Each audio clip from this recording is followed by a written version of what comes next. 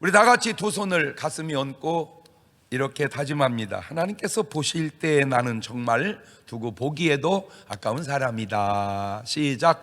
하나님께서 보실 때에 나는 정말 두고 보기에도 아까운 사람이. 그렇습니다. 하나님께서 보실 때에 나는 정말 두고 보기에도 아까운 사람입니다. 계시록 1장 8절을 보면 이런 말씀이 나옵니다. 주 하나님이 가라사대 나는 알파와 오메가라, 이제도 있고 전에도 있었고 장차 올 자요 전능한 자라 하시더라. 이 말씀을 자세히 음미해 보면 주 하나님은 알파에서 시작해서 오랜 시간이 지나 오메가가 되신다는 말씀도 되지만, 알파가 곧 오메가요, 오메가가 곧 알파라는 의미도 되는 말이에요. 그러니까 알파에서 시작해서 오메가까지도 하나님이시지만 알파가 오메가고 오메가가 알파고. 자, 계시록 22장 13절 보면 나는 알파와 오메가요 처음과 나중이요 시작과 끝이라. 알파와 오메가, 처음과 나중, 시작과 끝. 인간은 시간 아래서 살기 때문에 시간이 흘러갑니다. 그래서 알파에서 시작해서 오메가에서 끝이 납니다. 시작에서 시작해서 나중에서 끝에서 끝이 납니다. 그러나 하나님은 시간 위에 계시기 때문에 시간이 흐르지를 않습니다. 그래서 시작이 곧 끝이고 끝이 곧 시작입니다. 다시 말하면 시작과 끝이 동시라는 말입니다. 인간은 흘러가는 시간 속에 존재하지만 하나님은 멈춘 시간 속에 존재하시는 거예요. 자, 다시 계시록 1장 8절을 보면 주 하나님이 가라사대 나는 알파와 오메가라, 이제도 있고, 지금 현재입니다. 이제도 있고 전에도 있었고, 과거입니다. 과거.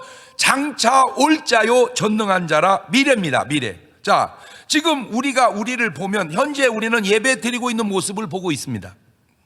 이거를 과거로 보면 과거에 살아왔던 모습을 보지만 다시 미래로 보면 미래에 살아갈 모습을 봅니다. 그런데 하나님의 눈으로 보면 모든 인류가, 아니 그 외에 모든 다른 어떤 우주 만물도 시작부터 끝까지, 영원부터 영원까지 다 한순간으로 보고 계신다, 그 말입니다.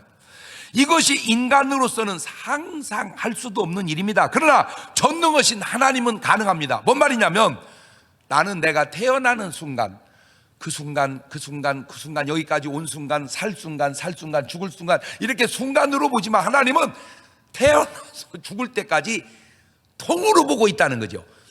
어디까지? 하늘나라에서 주님과 함께 거하는 모습까지 주님은 다 보고 계신다, 그 말입니다. 그것도 한 사람이 아니라 모든 인류가 아니라 우주 역사를. 이야, 상상도 할 수 없죠. 그러니까 하나님이요. 그러니까 전능하신 분이요. 뭔 말이 이해가 됩니까? 지금 이 말이 이해가 돼야 오늘 도통을 해서 돌아가는 거예요. 자, 현재 속에서 미래의 모습까지 보시는 하나님. 그러니까 오늘 지금 우리는 예배 드리는 모습을 보고 있지만 하나님은 먼 모습도 보고 계신다. 천국에서 하나님과 함께 계시는 모습도 보신다. 그 긴 세월을, 그 긴 영혼을 한순간으로 모든 걸 보고 계신다. 오늘 여러분에게 그런 눈이 열리시기를 바라요. 어떤 한순간만 보지 말고 전체를 보는 눈, 하나님의 눈을 오늘 우리가 여기다 하나 달고 가자, 그 말이야. 하나님의 눈을 여기다 달고 가자. 옳지, 시작. 그러면 천국에서 주님과 더불어 함께 있는 모습을 보면 못담시 요즘을 보면서 그렇게 힘들어하고 괴로워하냐, 그 말이요. 그 눈이 없어서 그러지. 자, 예를 들어 봅시다. 현재 속에서 미래의 모습을 본 사람에 대한 예수님 말씀 한번 보면 요한복음 6장 70절 이하에 예수님께서 대답하시되 내가 너희 12를 택하지 않았냐, 그러나 너희 중에 한 사람은 마귀니라 하시니, 이 말씀은 가로 시몬의 아들 유다를 가리키심이라. 저는 12 중에 하나로 예수님을 팔자르라. 자, 현재 지금 가룟 유다는 그냥 예수님의 제자일 뿐입니다. 그것도 재물을 맡아보 못지않으면 신실한 사람입니다. 지금 현재 유다에게는 아무런 잘못이 없습니다. 그냥 예수님의 제자로 발탁된 것 뿐입니다. 허물과 실수와 잘못이 없습니다. 그런데 왜 예수님은 유다에게 이렇게 말씀을 했을까? 자, 좀 더 나아가서 마가복음 14장 21절입니다. 인자는 자기에게 대하여 기록된 대로 가거니와 인자를 파는 그 사람에게는 화가 있으리로다. 그 사람은 차라리 나지 아니하였다면 제게 좋을 뻔하였느니라. 지금 예수님의 눈에는 가룟 유다가 지금 하는 행동만 보는 게 아니라 지옥에서 영원한 불구덩이에 있을 모습까지 보고 계신다, 그 말입니다. 그러니까 오늘은 아무 잘못이 없는 유다지만 이 유다가 어떻게 자기를 부인하고 팔고 죽어서 지옥에서 불구덩이에 있는 모습까지 주님은 유다의 일생이 한순간에 다 보이는 거예요. 이게 한순간에. 지금 이런 말이 어떻게 좀 이해가 되나요? 에? 아니면 뭔 말인지 어한이 벙벙한가요? 예, 이게 이해가 돼서 돌아가야 돼. 여러분, 혹시 여러분은 여러분의 자신을 과거 일만 보고 사시지는 않나요? 하고 나는 그때 진짜 왜 그랬나 몰라. 하고 진짜 내가 왜 그랬나 몰라. 혹시 그러고 살지 않습니까? 자, 오늘 현재 일부. 하고 도대체 왜 오늘 진짜 이러나 모르겠어. 진짜 어떻게 하면 준다. 하면 장사가 왜 이렇게 안 되고 진짜 막 어떻게 하면 좀 이러고만 살지 않습니까? 아니면 미래 모습을 봅니까? 그것도 천국 가 있는 모습까지 볼 수만 있다면 지금 이런 문제가 무슨 문제가 되겠냐, 그 말입니다. 뭔 말인지 알아들어요? 그러니까 과거만 보지 말고 오늘도 보지 말고 미래도 보는데 천국의 주님 앞에 있는 모습까지 보면은 주님 앞에 영광스러운 모습을 보면 오늘 이까이 것이 뭔 문제가 되겠냐, 그 얘기요. 주여 내게 하나님의 시각을 주시옵소서. 시작. 하나님의 시각. 조금 표준말이고 약간 이거 좀 이렇게 좀 내려서는 주여 하나님의 눈탱이를 내게도 붙여 주시옵소서. 그러니까 지금 하나님은 오늘 코로나로 고통당하는 우리의 모습만 보는 게 아니라 네가 어려움을 잘 이기고 있다가 천국에서 나와 함께 거하는 모습까지 보시는데 가룟 유다는 그 모습이 천국에 있는 모습으로 안 보이고 지옥에 있는 모습으로 보이니까 너는 차라리 나지 아니하면 더 좋을 뻔했다, 그렇게 말씀하시는. 주여 내가 하나님의 시각으로 나를 바라보게 하옵소서. 천국에서 주님과 함께 영원히 거하는 그 모습을 꼭 여러분의 마음과 생각과 마음과 상상 속에 넣어두시고 살아가시는 여러분 되시기를 주님의 이름으로 축원합니다. 푸시킨은 삶에 대해서 시로 이렇게 표현하고 있는데, 제가 어렸을 때 어느 가게를 갔는데 그 가게에 액자에 푸시킨의 시가 이렇게 써 붙여놨었어요. 길지 않기 때문에 액자에다 충분히 큰 글씨로 적어 넣었거든요. 갖고 옆에 막 뭐 소가 뭐 이런 어떤 그런 그림 속에다가 그 시를 썼는데 그 시 내용이 이겁니다. 삶이, 생활이 그대를 속일지라도 슬퍼하거나 노하지 말아라. 우울한 날들을 견디면 반드시 기쁨의 날이 오리니 마음은 미래에 사는 것, 현재는 한없이 우울하고 슬프지만 모든 것은 순간에 지나가고 지나가버린 그것들은 결국 너에게 그리움이 되느니라. 빨리 읽어서 뭔 말인지는 어떻게 알아들은 건지. 근데 참 제가 어렸을 때부터 그 시를 보면서 진짜 저 사람 똑똑하다, 어떻게 저렇게 잘 표현할 수 있을까. 야, 시인은 시인이다. 그런데 이 사람이 생각 속에 내가 성숙하고 어른이 돼서 보니까 부정적인 요소가 참 많아. 그 시 속에 말은 맞는데 뭔 말이냐면 삶이 나를 속인다는 거예요.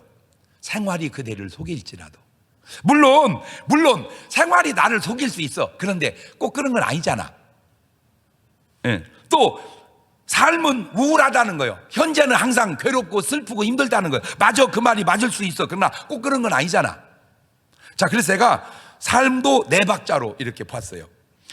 즐거움을 즐겁게 보고 살면 1등입니다. 괴로움도 즐겁게 보고 살면 2등입니다. 즐거움을 괴롭게 보면 3등입니다. 괴로움을 괴롭게 보면 4등입니다. 오늘 여러분은 인생을 몇 번으로 보고 사시나요? 오늘 여러분이 삶을, 인생을 1번으로 보면 여러분은 푸시킨보다 나은 포시킨이요.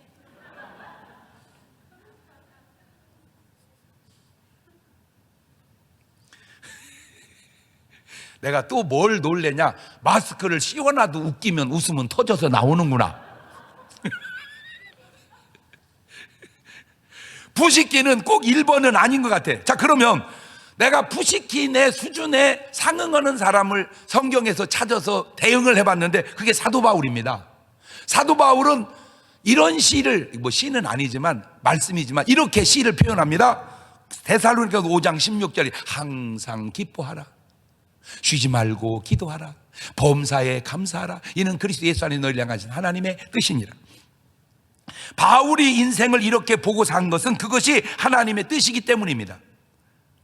만약에 사도 바울도 하나님의 뜻을 몰랐다면 아마 푸시킨 같이, 아니 그보다 더 못하게, 힘들게, 어렵게 살았을 거예요. 목사님, 현실이 힘들고 괴로운데 또 뭔 얘기 하시려고 하는 겁니까? 지금 괴로워 못 살겠는데. 보세요, 예수님은 안 괴로운 줄 아세요? 사도 바울은 안 괴로운 줄 아세요? 아브라함, 이삭, 야곱, 모세는 안 괴로운 줄 아세요? 다 괴로웠습니다. 문제는 그 괴로움 앞에서 살아가는 삶의 자세가 다르지 괴로움이 없었던 건 아니에요. 자, 누가복음 22장 40절을 볼까요? 그곳에 이르러 저희에게 이르시되 시험에 들지 않기를 기도하라 하시고 저희를 떠나 돌 던질 만큼 가서 무릎을 꿇고 기도하여 가라사대 아버지여, 만일 아버지의 뜻이었던 이 잔을 내게서 옮기시옵소서. 그러나 내 원대로 마옵시고 아버지의 원대로 되기를 원하다 하시니 사자가 하늘로부터 예수님께 나타나 힘을 돕더라. 예수께서 힘쓰고 해서 더욱 기도하시니 땀이 땅에 떨어지는 빗방울같이 되더라. 예수님도 괴로웠습니다. 그런데 어떻게 이긴 줄 아세요? 괴로움을 무조건 참아서만 이긴 줄 아세요? 아니에요. 예수님이 괴로움을 이긴 노하우를 지금 가르쳐 주려고 그러는 거예요. 히브리서 12장 2절입니다. 믿음의 주요 또 온전케 하시는 이 예수님을 바라봐라. 저는 그 앞에 있는 즐거움을 위하여 십자가를 참으사. 멈추세요. 자, 앞에는 십자가가 있습니다. 괴롭습니다. 근데 그 뒤에는 부활의 하늘의 영광이 있습니다. 하나님 보좌 우편이 있습니다. 그러니까 십자가를 보고 멈추지 말고 보좌 우편의 영광을 보고 십자가를 이겼다, 그 말입니다. 여러분, 오늘 여러분의 인생에 괴로운 건 시력이 약해서 그래. 근시라 원시가 되면 괜찮아. 십자가만 보지 말고 그 뒤에 영광까지 봐라. 그렇지, 시작. 그렇지. 내 앞에 보이는 건 십자가요, 내 앞에 보이는 건 코로나야, 내 앞에 보이는 건 장사가 안 되는 거야. 그러나 그 뒤를 바라보면 하늘의 영광. 목사님, 근데요, 내가 뒤가 잘 될 것 같으면 기뻐하는데 뒤도 안 될 것 같아. 더 뒤를 봐, 더 뒤를 봐.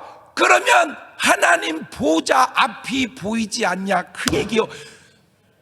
즐거움을 위하여, 하나님 보좌 우편에 앉음을 위하여 십자가를 참으사 부끄러움을 개의치 아니하시더니 하나님 보좌 우편에 앉으셨느니라.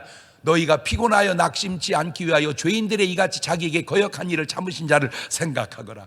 그러니까 예수님도 십자가가 없는 게 아니라 십자가 뒤에 있는 하나님 보좌 우편을 보고 참아내듯이 오늘 우리에게도 어려움이 없는 게 아니라 어려움 뒤에 있는 영광을 바라보고 이겨내시기를 주의 이름으로 축원합니다. 십자가 앞에서 예수님은 십자가만 보신 게 아니에요. 그 뒤에 있는 즐거움, 하나님 보좌 우편을 바라본 거예요. 이걸 욥은 이렇게 말씀하고 있습니다. 욥기서 23장 10절에 나의 가는 길을 오직 그가 아시나니 그가 나를 단련하신 후에는 내가 정금같이 나오리라. 내 발이 그의 걸음을 바로 따랐으며 내가 그의 길을 지켜 치우치지 아니하였고 내가 그의 입술의 명령을 어기지 아니하고 일정한 음식보다 그 입의 말씀을 귀히 여겼도다. 제가 고등학교 때 은혜 받고 성경을 매일 하루 30장씩 읽었습니다. 읽으면서 약간 이해되지 않는 구절들이 있었는데 그 중 하나가 바로 이런 구절이 이해가 안 됐었습니다. 마가복음 14장 49절입니다. 내가 날마다 너희와 함께 성전에 있어서 가르쳤을 때 너희가 나를 잡지 아니하였도다. 그러나 이는 성경을 이루려 함이니라 하시더라. 자, 이때는 예수님을 잡아요, 못 잡아요? 못 잡아요. 왜요?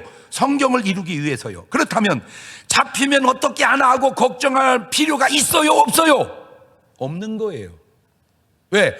성경을 이루기 위해서 안 잡혀요. 안 잡히는 걸 보려고 잡히면 어떻게 하냐 걱정하냐, 그 말이요. 안 잡히는데 왜? 성경에 그렇게 돼 있는데. 자, 그러면 지금은 예수님이 잡혀요, 안 잡혀요? 잡혀요. 왜? 성경을 이루기 위해서요. 그렇다면 지금 잡히면 어떻게 하나 하고 걱정하면 돼야 안 돼요? 안 돼요. 왜요? 걱정해도 안 해도 잡히기 때문입니다. 왜? 성경을 이루기 위해서. 뭔 말인지 지금 이해가 되는 거요? 이해가 안 되는 거요. 이게 이해가 돼야 돼. 그래야 도통이 되는 거요.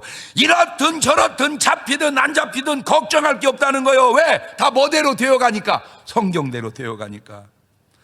걱정거리는 다 있어요. 다만 걱정을 안 하고 사는 거예요. 왜? 걱정한다고 성경이 바뀌는 게 아니듯 걱정한다고 여러분의 인생도 바뀌는 것이 아니기 때문입니다. 안 잡힐 때는 안 잡히니까 걱정하지 말고 잡힐 때는 잡히니까 걱정하지 마세요. 왜? 이래도 성경을 이루고 저래도 성경을 이루는 것이니까. 이것이 제가 고등학교 1학년 때는 이해가 잘 안 됐어요. 뭔 말인지. 그러나 지금은 이해가 확 돼요. 벌써 내 말이 이해가 된 것 같지 않아? 지금 앉아있는 여러분은 이해가 된 것처럼 앉아있어? 안 된 것처럼 앉아있어? 여러분 이해가 안 되면 여러분 고등학교 1학년이요. 지금 이해가 돼야 돼, 내 말이. 이렇든 저렇든 하나님이 보실 땐 다 끝난 인생이니까 걱정하면서 끝낼 필요가 없다. 왜? 하나님은 반드시 좋게 해놨을 테니까. 아멘. 자, 요한복음 17장 12절을 봅시다. 내가 저희와 함께 있을 때 내게 주신 아버지 이름으로 저희를 보존하와 지켰나이다. 그 중에 하나도 멸망치 않고 오직 멸망의 자식뿐이 이는 성경을 응하게 함이니라. 그러니까 하나도 멸망치 않습니다. 왜? 성경을 응하기 위해서. 다만 멸망의 자식은 다릅니다. 자, 여기서 중요한 게 한 가지 있습니다. 그게 뭐냐? 내가 멸망의 자식이냐 구원의 자식이냐 그겁니다. 그러니까 멸망의 자식은 멸망으로 성경을 이루는 것이고 구원의 자식은 구원으로 성경에 이루는 것이니, 자, 우리는 모르지만 하나님은 아시는데 그럼 우리가 알 수 있는 건 뭐냐? 하는 짓 보면 알아요. 멸망의 자식은 멸망의 자식처럼 살아가고 구원의 자식은 구원의 자식처럼 살아가니 그것이 가룟 유다의 삶이요 그것이 베드로의 삶이다. 그러면 목사님, 탕자는 어때? 탕자는 뭘 어때? 멸망의 자식처럼 살다가 구원의 자식처럼 회개하고 돌아오니 그는 구원의 자식이었다. 내 삶이 구원의 자식인지 멸망의 자식인지를 결정하는 삶으로 살아가더라 이거죠. 그러니까 성경만 있는 게 아니라 삶이 성경을 그대로 뒷받침하고 살아가더라. 그러면 이 성경과 삶이 틀리면 틀릴 수 없다는 게 왜? 알파에서는 틀리는데 오마이에서는 안 틀리는 거야. 살아가는 삶은 바뀔 수 있지만 살고 난 삶을 안 바뀌니까 하나님은 살아가는 삶도 말하지만 살고 난 삶도 말하고 그것이 똑같은 말이기 때문에 안 바뀌는 거야.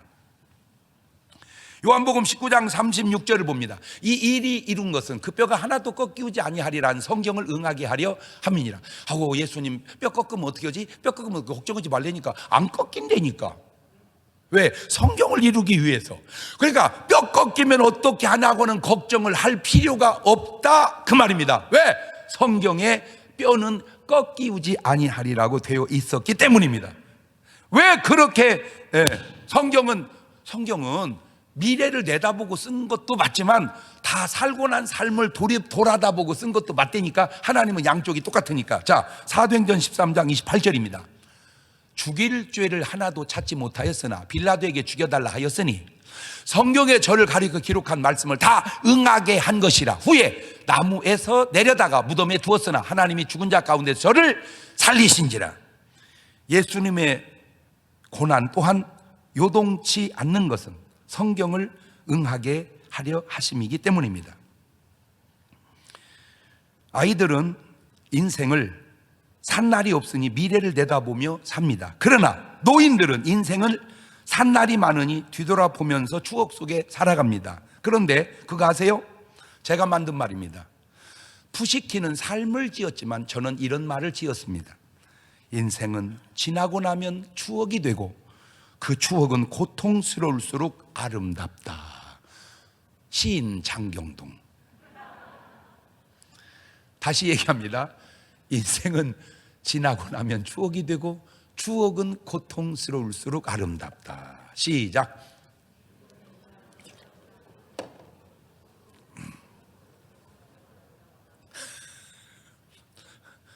제가 쓴 시입니다. 살다 보면 참 별꼴을 다 봅니다. 전도서 9장 12절을 볼까요? 대저 사람은 자기의 시기를 알지 못하나니 물고기가 재앙의 그물에 걸리고 새가 올무에 걸린 같이 인생도 재앙의 날이 호련히 임하면 거기 걸리느니라. 지금도 태평양 바다에 물고기들은 자유롭게 수영을 하고 다니지만 참치 그물 쳐놓은 줄도 모르고 이것들은 때로 다니다가 걸려서 우리는 얼렸다가 회로 떠서 먹습니다. 저희 집은 방앗간을 했습니다. 낮손님은 참새요, 밤손님은 쥐였습니다. 이것들이 와가지고 나락을 다 까먹는 거예요. 엄마가 경동아 저것들 좀 잡아봐라. 그래서 어떻게 잡을까 하다가 그물을 이제 새들이 날아오는 길에다가 탁 쳐놨어요. 근데 그 분명히 저것들은 눈팅이가 약하더만. 우리는 다 보이는 그물이 새는 안 보이나 봐. 막 날아오다가 지가 걸려. 그러면 이제 파닥대고 있으면 잡아, 콱 누르면 죽어버려. 이렇게 목을 콱 누르면 죽어버려. 그러면 이제 그놈을 잡아가지고 참새구이를 해서 먹었습니다. 그게 이제 새를 잡는 거고, 물고기는 어떻게 잡냐? 우리는 냇가가 길게 있습니다. 그게 이제 수로예요, 수로. 그러면 이제 어디 물고기가 다니는지 모르니까 그걸 미끼를 쓰는데 쌀겨를 볶아요. 볶아. 그러면 꼬스러운 냄새가 납니다. 그거를 진흙을 갖다가 쌀겨오고 버무려서 주먹을 만들어서 둠벙둠벙 때 던져놓고 거기다 풀을 놓습니다. 표를. 하고 계속 20m 간격으로 예를 들면 쭉쭉 던져놓고 한참 있다 와가지고 그 풀 있는 데다가 그물을 탁 치면은 거기서 계속 볶은 쌀 먹다가 덫에 걸려서. 물고기와 새만 덫에 걸리는 줄 알았더니 사람도 코로나의 덫에 걸릴 때가 있더라, 그 말입니다. 여러분, 이럴 때는요 누구도 믿지 마세요. 조심하는 게 최고입니다. 사실 교회에 와서 코로나 걸리지는 않고 내가 보니까 코로나 걸려가지고 교회에 와서 문제더만. 그래서 여러분 여기서 조심해야도 되지만 나가서 조심해야 돼요. 절대 마스크 꼭 끼고 누구도 믿지 마세요. 지금은 신랑도 믿으면 안 됩니다. 내가 우스갯소리로 얘기했잖아요. 이불 맞출 때도 꼭 마스크를 쓰고 맞추세요.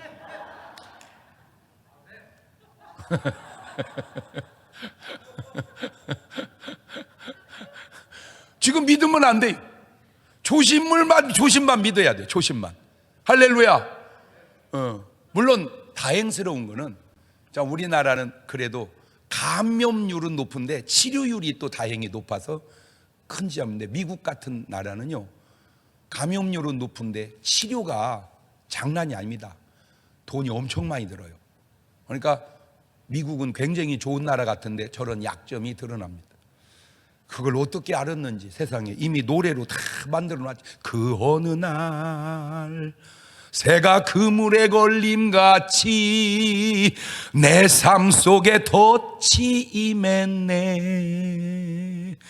몸부림쳤지만 어우적거렸지만 나는 약한 자였었네. 내 영혼아 네가 어찌하여 낭망하며 불안하여 하는 곳, 너는 하나님을 바라라. 그 얼굴의 도심을 인하여 내가 오히려 찬송하리라. 나의 좋으신 주님, 죽은 자를 살리며 모든 병을 고쳤던 주님, 기적의 하나님, 능력의 하나님, 그는 나를 고쳐주셨네. 할렐루야. 근데 걱정할 거 없는 이유, 시편 23편 4절을 보니까 세상에 이런 말이 있어요. 내가 사망의 음침한 콜로라의 골짜기로 다닐지라도 해를 두려워하지 않을 것은 주께서 나와 함께 하심이라. 주의 지팡이와 막대기가 나를 안위하시나이다. 주께서 내 원수의 목전에 상을 베푸시고 기름으로 내 머리에 쫙 바르셨으니 내 잔이 넘치나이다. 저 지난 주간에도 내가 너무 큰 기쁨의 좋은 소식이, 우리 진짜 너무 감사해요. 막 서울에서도 계속 오시는 분도 있어요. 우리 교회에 출석을. 난 진짜 그런 게 신기해. 서울에서도 계속 오시는데 대전에서 왜 안 오는지 나는 그런 것이 그렇게 신기할 수가 없어. 근데 우리 권사님이 건축업을 하세요.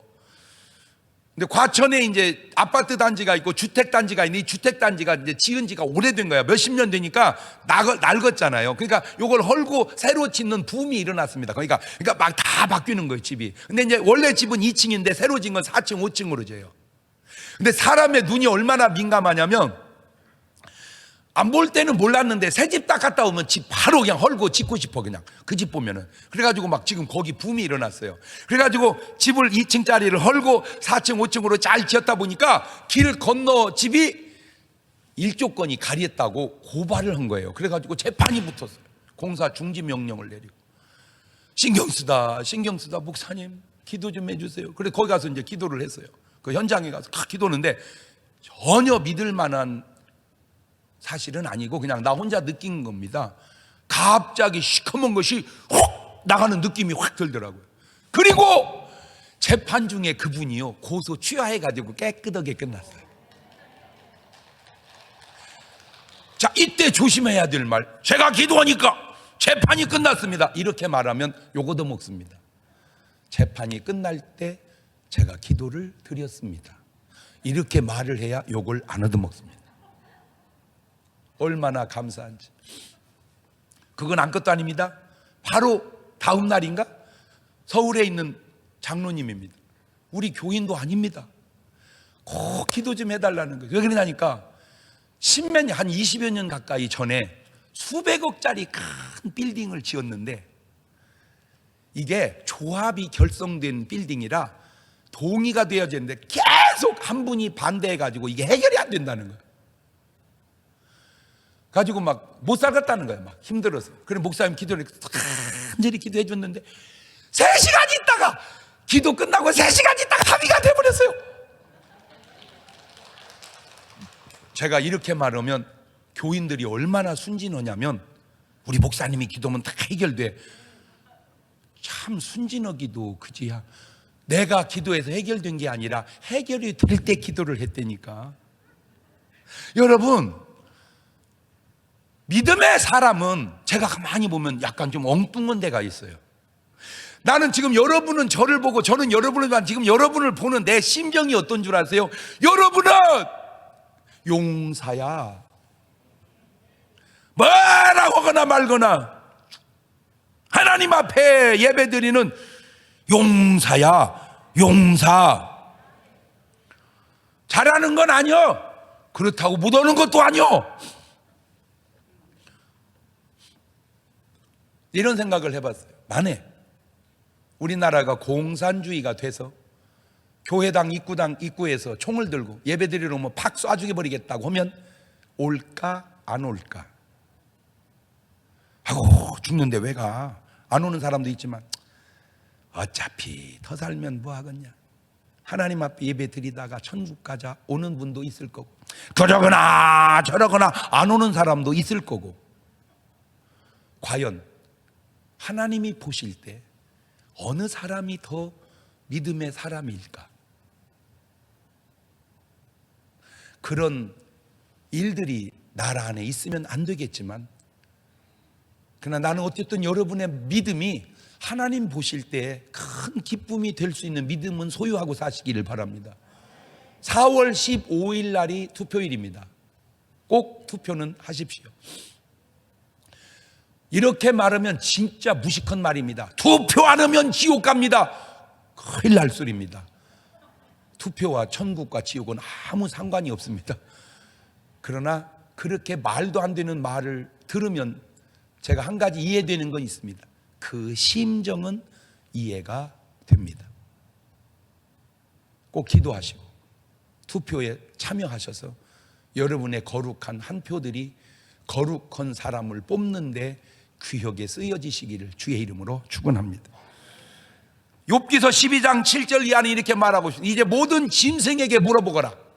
그것들이 네게 가르치리라. 공중의 새에게 물어보라. 그것들이 또한 네게 구하리라. 땅에게 말하라. 네게 가르치리라. 바다의 고기도 네게 설명하리라. 이것들 중에 어느 것이 여호와의 손이 이를 행하신 줄을 알지 못하랴. 생물들의 혼과 인생들이 영이 다 그의 손에 있느니라.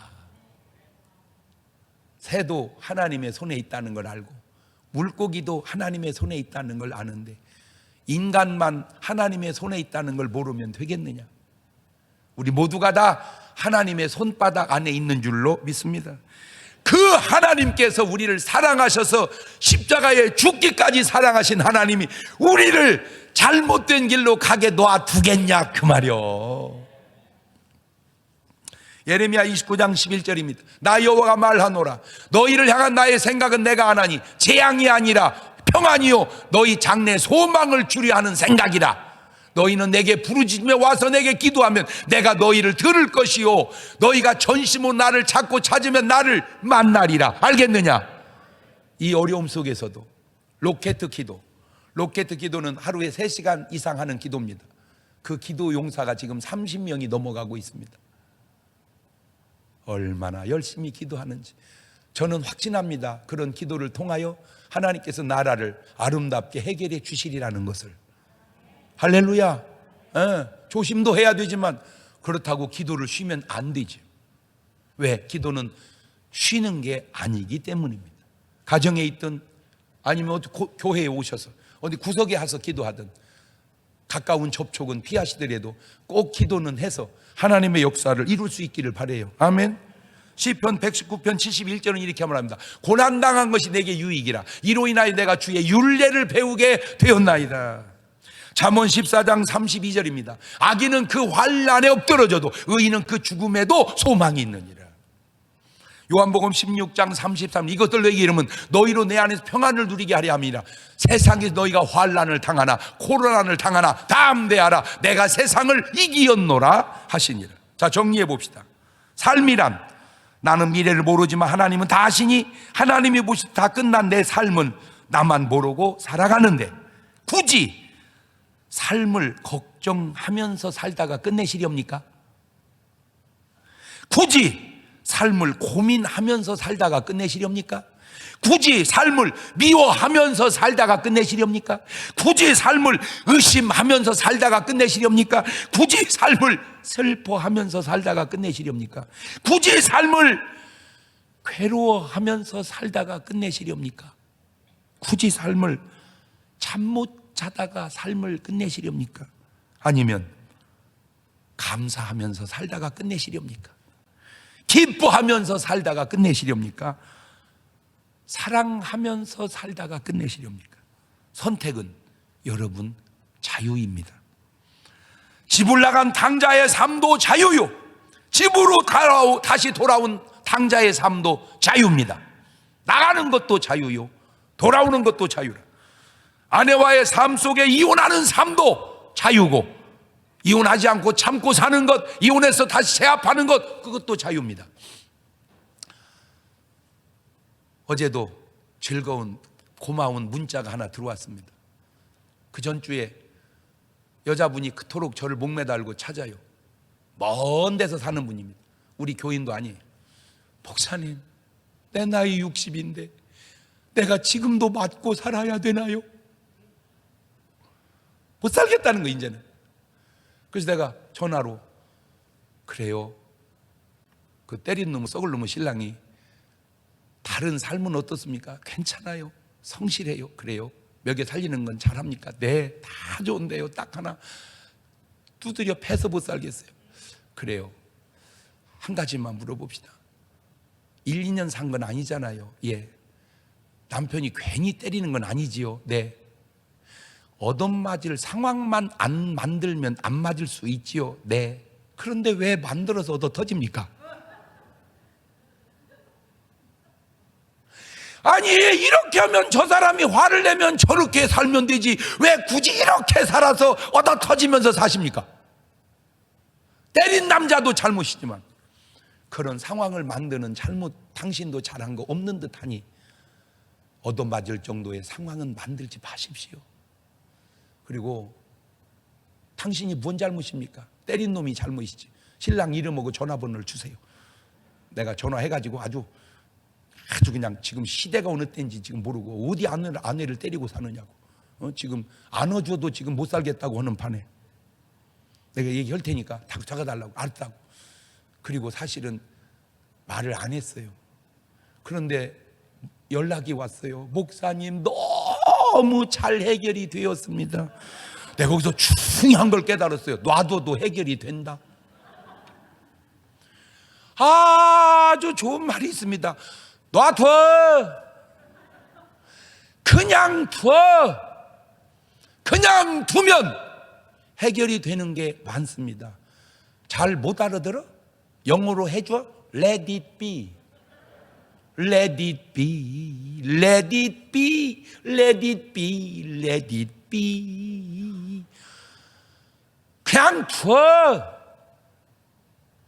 그냥 두면 이게 다 해결이 되어져 가는 것. 그게 하나님의 역사입니다.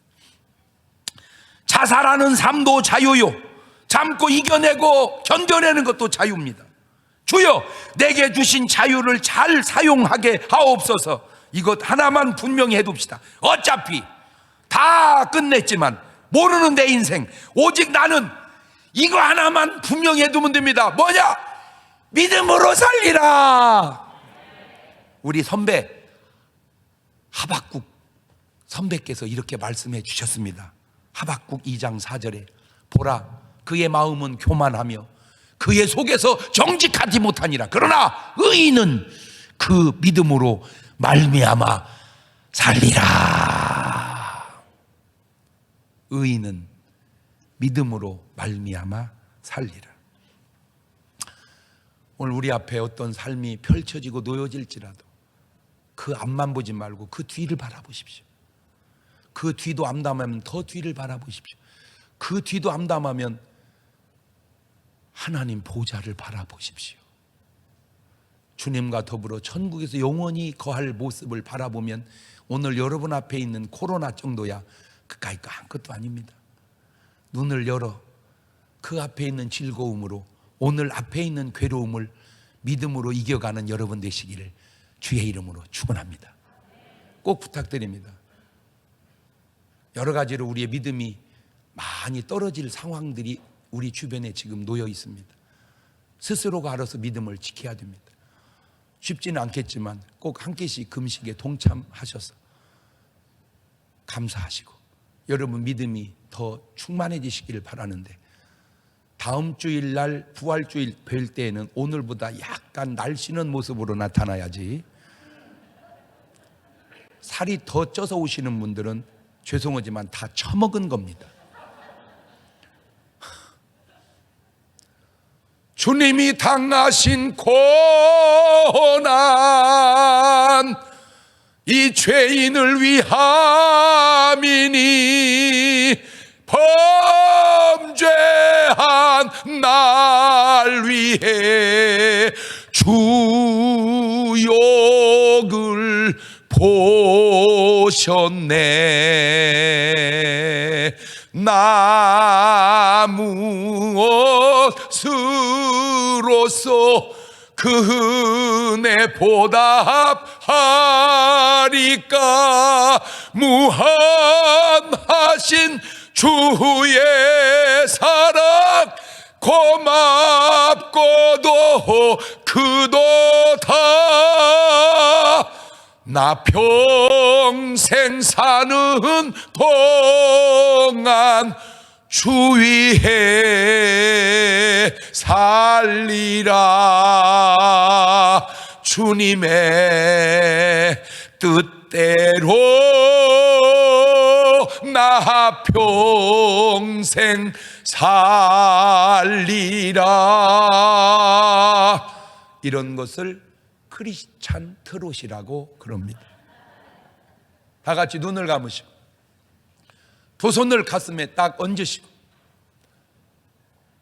어차피 나는 모르고 사는 삶, 주님이 보실 때 끝난 인생, 선택의 자유는 내게 주셨는데 괴롭고 힘들고 어렵게 살기보다 기쁘고 감사하고 사는 삶이 더 현명한 것 아닌가, 그렇게 살겠다고 믿음으로 그 기도를 2분 동안만 같이 주님께 드려봅니다. 감사하시고 거룩하신 하나님 아버지, 은혜를 고맙고 감사합니다. 우리는 모릅니다. 오늘 이후에 무슨 일이 벌어질지. 그러나 하나님은 다 아십니다. 나는 알파는 알파고 오메가는 오메가지만 하나님은 알파와 오메가가 똑같은 겁니다. 주님 모실 때 끝난 인생 괜히 괴로워하며 살지 않게 하시고 기뻐하며 감사하며 승리하며 그렇게 살아가는 지혜로운 성도들 되게 하옵소서. 오늘 우리는 삶을 보지만 주님은 우리의 모습 속에 천국에 같이 있을 모습도 보십니다. 그 모습을 오늘 우리도 보고 오늘의 모든 어려움을 이겨가며 살아가게 하옵소서. 지금은 우리 주 예수 그리스도의 은혜와 아버지 하나님 무한하신 사랑과 성령님 교통하심, 사랑하는 성도들 머리 위에 한국 교회와 이 민족 위에 이제로부터 영원토록 함께 하시기를 간절히 축원하옵나이다. 아멘.